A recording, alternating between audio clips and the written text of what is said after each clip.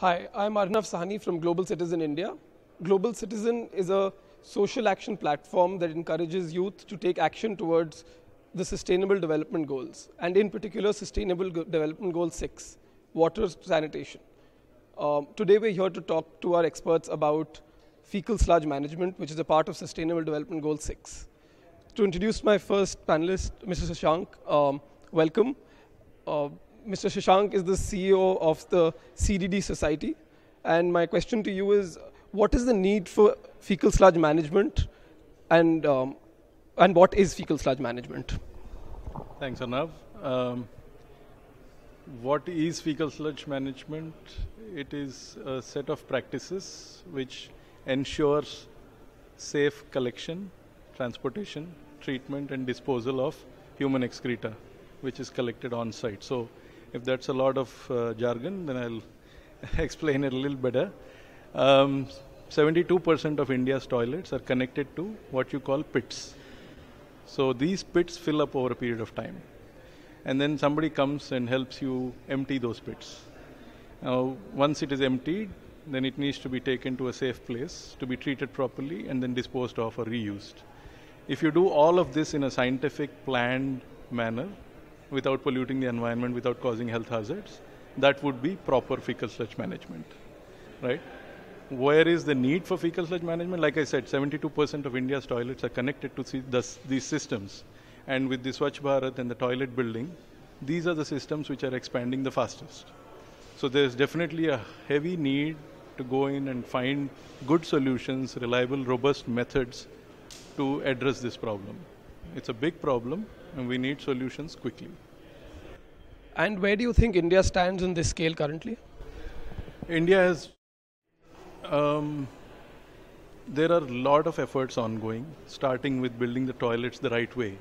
So a lot of organizations, my partner organizations in the field, the NFSSM Alliance, these are organizations promoting the right type of containment systems. Yeah, even the Swachh Bharat Abhiyan is promoting how to build the right type of containment systems.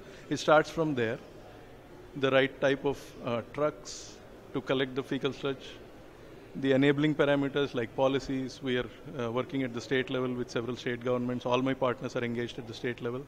Even at the national level, we heard the mission director today talk about a policy being put out for public response.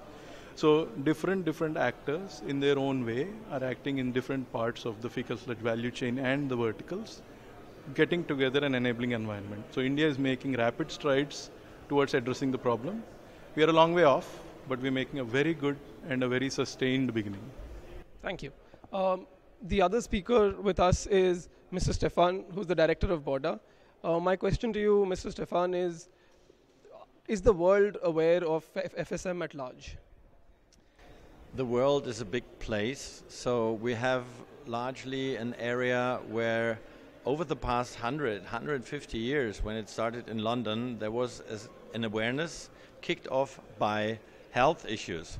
So the awareness was there that we need to change something, and it evolved from getting rid of the matter, for example, by flush toilets and sewer networks, into, oh, that's not everything, we're just deplacing or removing our problem from the household to the river, then progressively starting to manage and to treat what comes out of the toilet. So the world is aware, I would say, in different levels.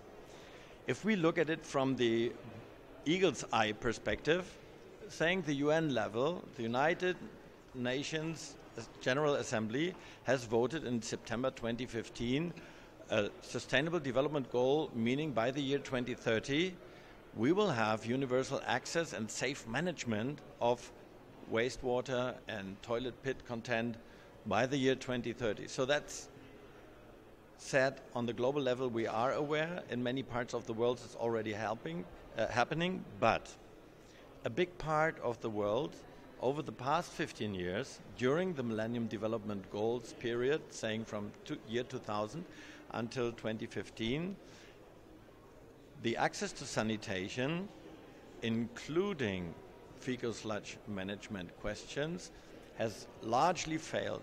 It is the goal which has been mismatched but in the highest way. So that means we have been ignoring that problem, and that has been taking place repeatedly.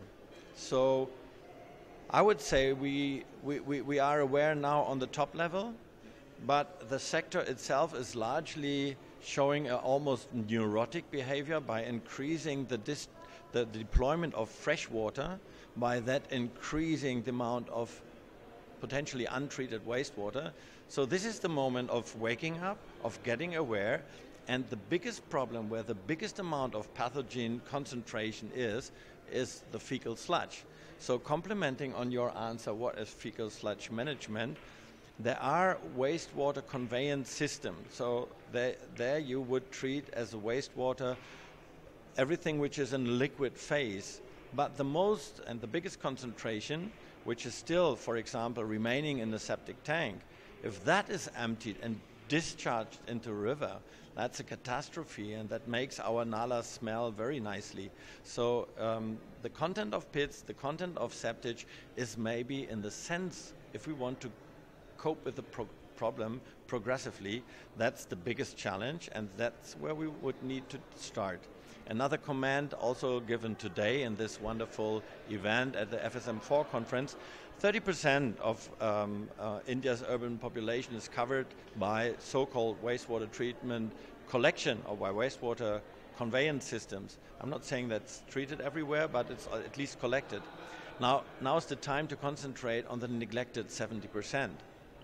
So if we want to really make sure that no one is left behind in this endeavor, that it's an inclusive solution for everyone, it's high time to concentrate on those who have not been collected so far, who have not been connected. So this is why I think the term of fecal sludge management to me is exactly meaning that. Let's concentrate on the 70% now, and actually it would also be quite wise to invest in those comparatively cheaper solutions than rebuild our cities and extend the sewer network. No, this needs to happen in a parallel way. And one more question. Do you think there is a need to bring people in this movement, bring awareness amongst the masses at large? Absolutely. Point number one, India, Bangladesh, all the countries of the world in December 2015 have voted in favor of a human right for water and an additional human right on sanitation. So it's considered a human right to have access to decent sanitation. All the health studies tell us it's important. Now, there are two ways of looking at the people's movement. You could look at one side, okay, we want our sanitation and we want it now, could be one way to look at it. But I would think we should not necessarily translate from top down, you know, the human right and so on. People should have a decent living, a decent home, a decent environment. And for that, sanitation is the first thing you start with, even before going to meditation, like Swamiji said it this morning. So it should be, it's a basic thing. The responsibility, however, the political responsibility to provide that, to regulate that, to control that, to develop the right policies is upon the elected political representatives. But I would dream of it to become a movement where people not necessarily go on the street asking for FSM. They should just be aware and ask their politicians before they put their vote, what are you going to do to improve my livelihood, my environment, having clean water and a toilet, which is not only a toilet, but the whole management of what comes out of the toilet. Thank you so much, Stefan and Shashank, for this interview.